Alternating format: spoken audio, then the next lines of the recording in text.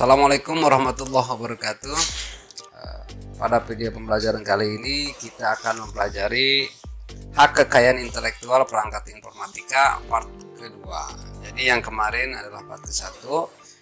Pada video pembelajaran kali ini kita akan lanjut, namun masih dengan pembahasan yang sama, hak kekayaan intelektual perangkat informatika.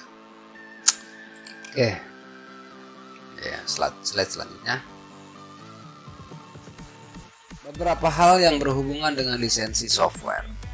Yang pertama adalah patch. Patch merupakan bagian software yang dirancang untuk memperbaiki atau memperbaharui software, seperti memperbaiki kelemahan keamanan, penambahan fitur, memperbaharui fungsi yang sudah ada, dan mengubah behavior dari software tersebut.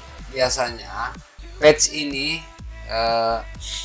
setelah kita install suatu aplikasi, akan muncul patch atau fitur-fitur tambahan. Kalau misalkan kalian atau saudara kalian atau teman kalian pernah menginstal misalkan PES ya, atau winning atau permainan atau game di komputer, biasanya hampir setiap minggu itu atau setiap bulan itu akan ada patch baru. Biasanya ada penambahan misalkan karakter baru atau pemain, transfer pemain dan lain sebagainya. Jadi kalau di handphone kalian itu adalah update, kalau di komputer itu di aplikasi PC itu namanya patch atau penambahan fitur. Yang kedua adalah crack. Crack adalah suatu aktivitas pembobolan suatu software berbayar agar dalam proses pendaftarannya dapat kita lakukan tanpa harus membeli maupun membayar lisensi resmi dari si pembuat software tersebut. Jadi cracknya, istilah crack bisa dibilang adalah sesuatu yang ilegal. Jadi crack adalah suatu aktivitas pembobolan suatu software berbayar agar software tersebut berlisensi atau menjadi resmi. Lalu yang ketiga adalah key generator. Generator kunci adalah program komputer yang menghasilkan kunci lisensi produk yang diperlukan untuk mengaktifkan penggunaan aplikasi perangkat lunak. Nah, hampir sama dengan crack, cuman di sini fungsi dari keygen adalah untuk mencari lisensi secara random dengan memasukkan beberapa kode, dan nanti akan muncul lisensi yang bisa kita masukkan.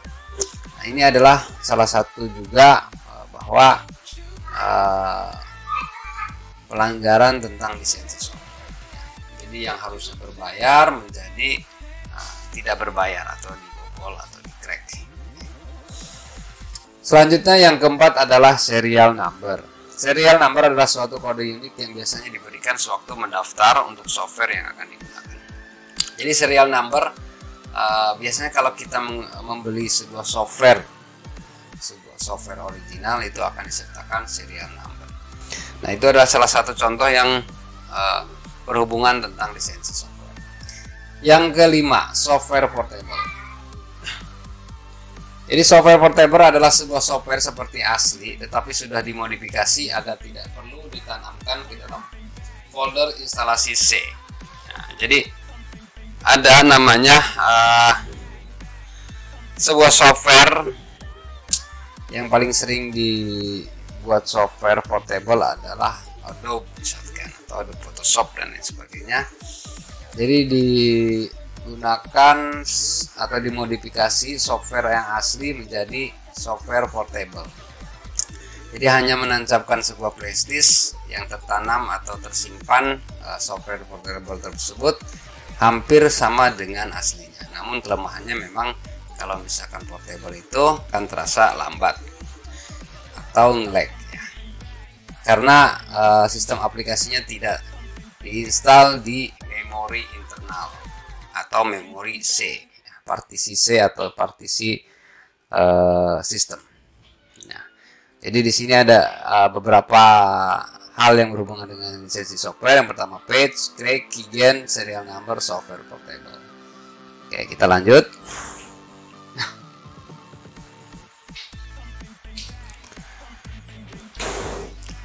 Selanjutnya, ya, mengidentifikasi lisensi dan komponen perangkat lunak. Yang pertama atau poin A adalah free software. Free software atau open source dinyatakan sebagai perangkat lunak bebas. Dalam hal ini end user itu kita ya sebagai pemakai dapat memperoleh sebuah free software sekaligus dalam dua bentuk, yaitu yang pertama adalah binary atau program jadi, yang kedua adalah source code. Jadi source code itu kalau misalkan dalam sebuah masakan, source code-nya itu adalah adonannya. Jadi sebelum jadi kita bisa mengubah fitur atau mengubah atau menambah atau mengurangi apa yang perlu dan apa yang tidak perlu pada software tersebut. Kalau kita bisa. Jadi di sini source code adalah biasanya yang suka ngutak-ngatik adalah seorang programmer. Jadi ditambahkan apa atau dikurangi supaya tidak berat. Shortcut ini yang diutak-atiknya. Ngulik kalau istilahnya, kalau orang komputer. Beberapa hal yang bisa dilakukan dengan free software diantaranya sebagai berikut.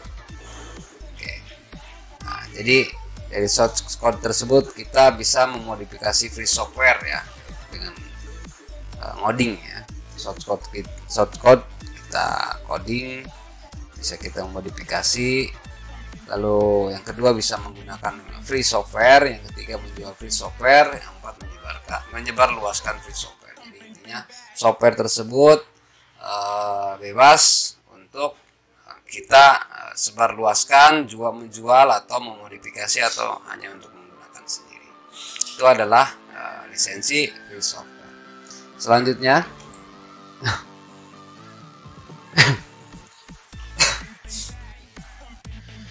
Oke, selanjutnya poin B ya. Lisensi selanjutnya adalah lisensi freeware atau proprietary freeware. Karakteristik dari freeware atau proprietary freeware adalah perangkat lunak gratis. Harganya gratis, bisa disalin gratis, tetapi tidak menyertakan source code dan tidak boleh diubah. Jadi di sini adalah kita umpamakan freeware adalah sebuah software yang sudah jadi ya, bebas kita pergunakan karena harganya gratis, bisa disalin gratis. Namun di sini tidak disertakan source code atau adonannya ya, dan tidak boleh diubah. Oke, paham ya? Yang ketiga atau poin C, lisensi komersial atau proprietary komersial. Proprietary komersial identik dengan perangkat lunak proprietary atau berhak milik dan bersifat komersil. Komersil itu sifatnya adalah sifat menguntungkan atau bernilai ekonominya. Ada nilai ekonominya komersil. Pengertian berbayar adalah tidak menyertakan source code ya. Jadi di sini komersial property-nya kita harus membayar dulu, lalu kita akan mendapatkan lisensinya. Namun tidak disertakan dengan source code atau adonan ya, atau codingnya. Kalau istilah dari orang IT itu adalah coding. Jadi kegiatannya adalah ngoding ya. Selanjutnya di poin D, lisensi shareware atau trial atau demo. Jadi kata-katanya adalah trial atau percobaan ya, demo. Shareware identik dengan perangkat lunak proprietary berhak milik yang gratis, harganya gratis, tidak menyertakan source code, tidak boleh diubah, fitur lengkap dan memiliki masa aktif dibatasi 15 atau 30 hari biasanya. Jadi di sini lisensi shareware biasanya kalau kita misalkan mendownload di situs resmi, misalkan pembuatan atau software desain grafis. Di sini kita mendapatkan lisensi shareware atau trial. biasanya trial ini dibatasi paling umum adalah 30 hari ya. Jadi kita mencoba terlebih dahulu. Setelah 30 hari, kalau dirasa software tersebut sangat mumpuni dan sangat membantu, ya kita harus mau tidak mau ya harus membeli. Kalau misalkan kita ingin terus mempergunakannya, itulah lisensi shareware atau lisensi yang software percobaan. Oke. Jadi kuncinya adalah shareware adalah trial atau percobaan, biasanya dibatasi sampai 30 hari.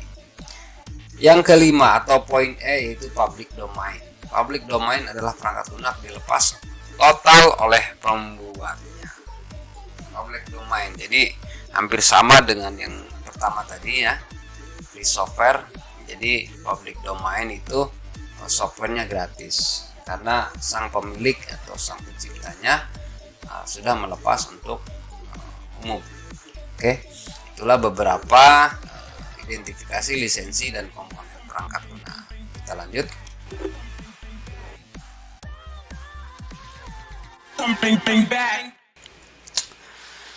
Oke, selanjutnya adalah penyalahgunaan aplikasi yang beredar di Indonesia. Penyelenggaraan hak cipta atas program komputer. Pelanggaran hak cipta menurut Undang-Undang 19 tahun 2002 dikategorikan menjadi pelanggaran terhadap hak ekonomi dalam kurung pasal 72 ayat 1 sampai 5 dan pelanggaran terhadap hak moral pencipta pasal 72 ayat 6 sampai 9. Jadi lanjutan dari pasal 72 ya, masih dalam satu pasal. Terhadap hak moralnya adalah ayat 6 sampai 9 yang dapat dirumuskan sebagai berikut. Nomor 1, pasal 72 ayat 1, sanksi pidana penjara ya adalah 7 tahun, sanksi pidana denda dalam rupiah ya itu adalah 5 miliar. Jenis perbuatannya dengan sengaja dan tanpa hak mengumumkan atau memperbanyak suatu ciptaan atau membuat, memperbanyak atau menyiarkan rekaman suara atau gambar pertunjukan atau memperbanyak dan atau menyewakan karya rekaman suara dan rekaman bunyi. Jadi di sini dijelaskan Undang-Undang 19 tahun 2002 pasal 72 ayat 1, sanksi penjaranya adalah 7 tahun, dendanya 5 miliar, dan ini adalah jenis perbuatannya. Oke, kita lanjut ke pasal selanjutnya atau ke ayat selanjutnya.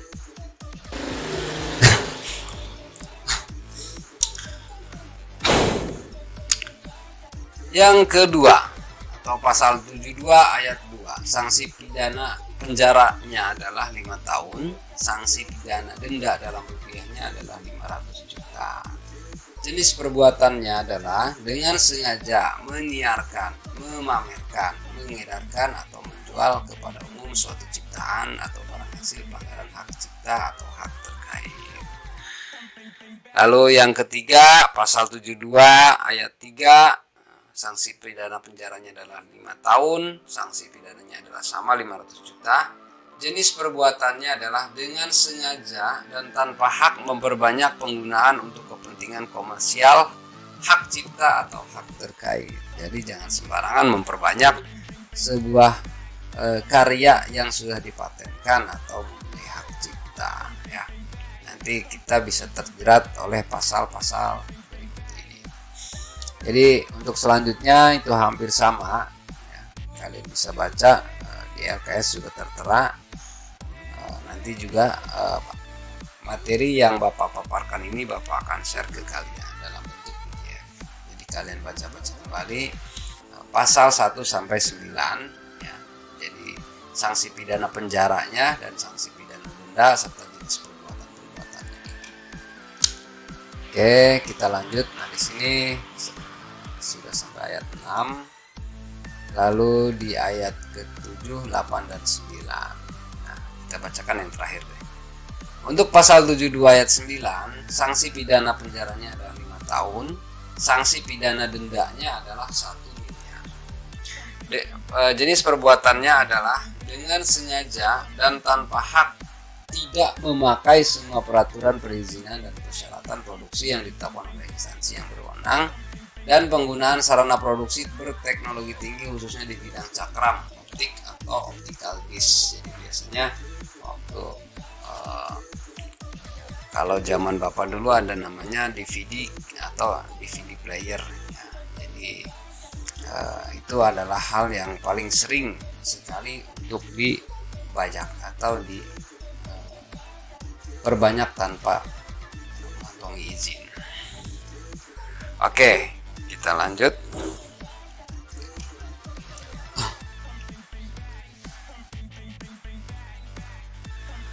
Oke, kita lanjut.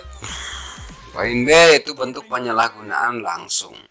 Beberapa bentuk penyalahgunaan langsung pada program komputer yang banyak ditemui di masyarakat adalah sebagai berikut. Yang pertama adalah aplikasi crack. Sama seperti sebelumnya yang Bapak sampaikan tentang crack, yaitu program kecil yang memanipulasi suatu perangkat lunak komersial proprietary agar bisa diinstal dan dijalankan tanpa membayar lisensi atau tanpa memasukkan serial number legal, yang biasa disebut sebagai patch. Beberapa aplikasi yang sering dibajak dengan cara crack antara lain Photoshop, Microsoft Office, dan lalu yang kedua adalah loader, suatu program yang membohongi sistem operasi supaya pengguna tidak perlu membayar lisensinya untuk aktivasi. Loader biasa disebut dengan istilah aktivator. Jenis perangkat lunak yang sering dibajak dengan cara loader adalah Windows OS. Selanjutnya adalah serial number ilegal, suatu kode serial number yang dibuat oleh suatu pihak pembajak atau yang diperoleh dengan cara yang biasa digunakan untuk membuka full version dari suatu shareware. Program yang sering dibajak dengan cara serial number ilegal diantaranya misalkan IDM, Internet Download Manager. Jadi IDM ini salah satu contoh yang paling sering dibajak dengan cara menggunakan serial number ilegal ini. Lalu yang keempat adalah penipuan bundling. Tindakan penjualan komputer yang sudah diinstal perangkat lunak bajakan di dalamnya dengan harga murah. Misalnya penjual PC rakitan, penjual seperangkat komputer dengan isi aplikasi bajakan Windows OS yang dilengkapi program pendukung bajakan Adobe Photoshop Suite, Autodesk, AutoCAD, Corel Draw Suite, Microsoft Office, dan lain-lain sebagainya. Jadi